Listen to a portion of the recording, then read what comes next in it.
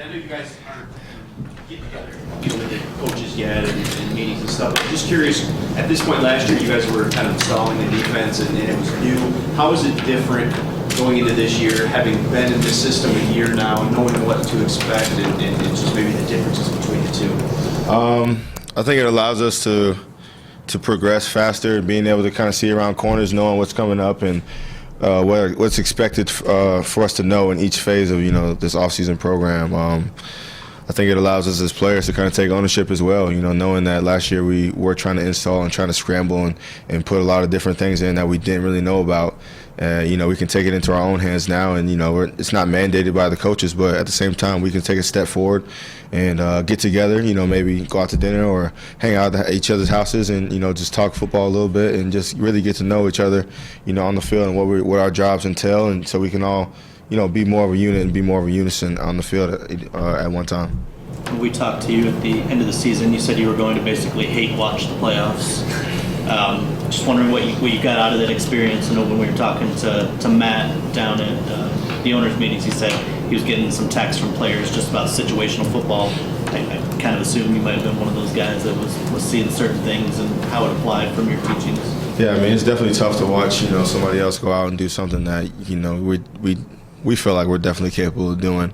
And just watching, there were some really great teams in the playoffs, and but at the end of the day, it comes down to those little mistakes, those little, like you said, situations that come up. There's a 2-minute situation, guys offsides, or there's certain things that guys do. They go downfield, they score too fast, different things like that. That show up a lot, and it's just things that we harp on continuously through the season, and you hear them, but until you really get to see them and how they affect other teams, or you get to see how they really affect you throughout our season, you don't really respect them. So just being able to have that example that being able to have the experience that we had throughout last season and be able to see that example throughout the playoffs, I think is really going to help us grow and become better in those situational points in the game. You gotten to know Trey Flowers at all, and what do you think that kind of player added to the front seven can do for the rest of you guys? Just watching him last season, because you always watch Patriots games, with our defense. So just being able to watch him and see how he dominated throughout the season, and seeing what kind of player he is, I'm really excited to have him on the team, have him on the unit, and just really pick his brain and see what they did well, and see what they can, what we can bring over here to help us out, and on our side and everything like that. So honestly, it's just nothing but excitement to get to work with him.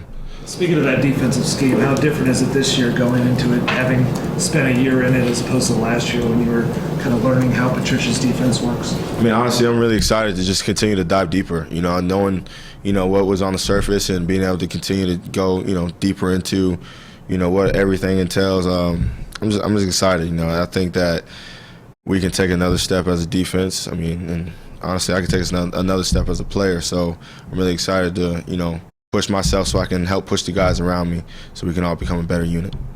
There's just big picture beyond Flowers as you kind of sat back and watched this team bring in a number of new guys for that defense. That kind of raised your excitement level as you watched what they did in free agency? Most definitely, because at the end of the day, it's all about competition. So, you got to have guys on this team that are willing to come out and put their best foot forward on film each and every day. It doesn't come up in games. It's got to be in practice. So you got guys who really love to compete, really love to play hard, and really love to put their best product out there. It's going to help everybody else around them do the same exact thing. So, our job as players is to make it hard for the coaches to make a decision at the end of the day of who we can keep on this team. Everybody has to be the best that they can be so this team can elevate. Jarrad, you've got a couple of years now, your second year in this system. What part of the system do you think benefits your game the most and showcases what you can do the best? Honestly, it's really hard to say and really hard to narrow it down. There's so many things that I really like about this system. That's a great question, but it's really hard for me to put it on, one key thing. Another thing you mentioned at the end of last year was just how much you enjoyed the pass rush opportunities you had. Just wondering if there's any improvements you tried to make there, or things guys you've studied this offseason.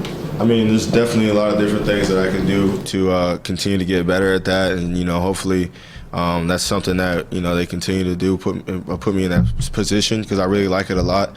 There's camps and different things that I try to hit throughout the off season and go, see old friends who are D linemen or whatever, and they pass rush. They do a lot of that stuff as far as taking on linemen. So there's a couple of different opportunities I'll have coming up this summer to go continue to better myself and throughout these OTAs and everything like that. Like when you go to a friend's camp for little A kids, friend's like camp picking or their brain out. a coach that I might know, older coach I might know, he has a camp and everything like that. So I like to go do that. I mean, sometimes it's with high school kids or whatever, but the work is the work. The game is the game. As long as you're out there really working on the fundamentals, it doesn't matter what level, whoever you're playing with or practicing with. Done any of that yet as far as work with guys individually? Not right now. So far this offseason, I've really just taken time to really kind of rebuild my body, so to say, just work on some weak areas that, that came up throughout the season. So, which has been a really good process so far. So I think later in the summer, throughout OTAs now, and then throughout the summer, I'll be able to really work the technical side of the game and really, hopefully take my game to the next level. 5 or 6 sacks, whatever it was last year, and obviously you play a position where you're not rushing the passer all the time. But in your eyes, what's a number of sacks that's what's realistic for you? Like what is sort of the goal of what you need as a passer? I honestly don't know. It's hard to really put it on a number, but I mean, I feel like every time you step on the field or throughout every season, you kind of set a bar. So, I mean, if I could hit 5 or 6 again, that would be nice. It would be, but it's just. I got to put the work in. I got to work with my teammates. We got to make sure that we're all on the same page, because, like you said, there's a lot of times I'm not blitzing, so I can't just go chase the quarterback and leave somebody else high and dry. So we got to make sure we're all on the same page, and it's a lot of stuff that kind of goes into that. But it'd be exciting to do that again. This will be the first year you guys go without Glover Quinn, the elder statesman.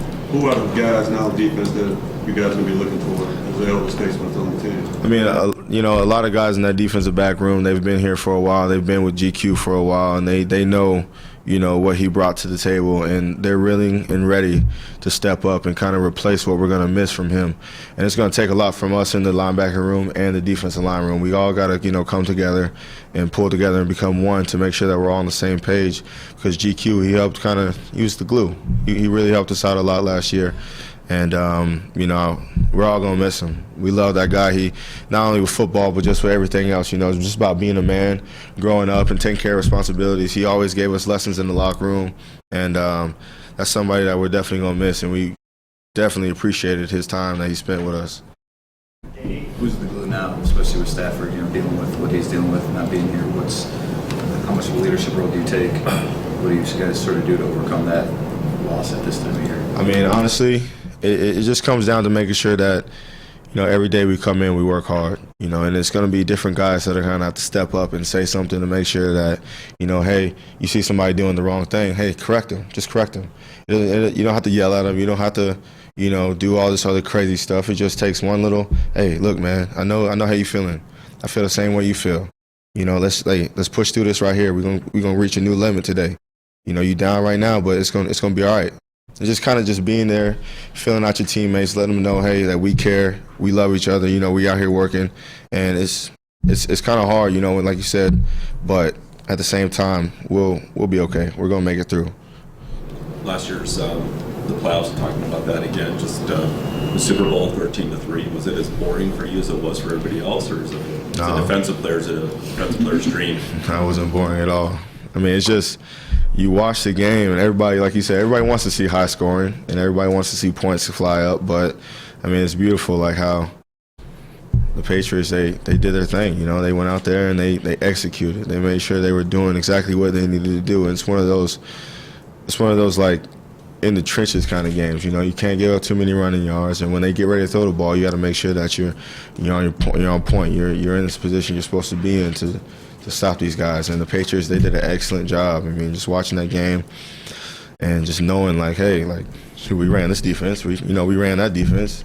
You can see it, just watching the game. And it's like, man, if we could have just executed a couple different times, as a team that we could have beat too. But you can't take, you got to tip your hat off to both of those teams for making it that far, and tip it off to the Patriots as well for going out and executing the game plan to the highest ability.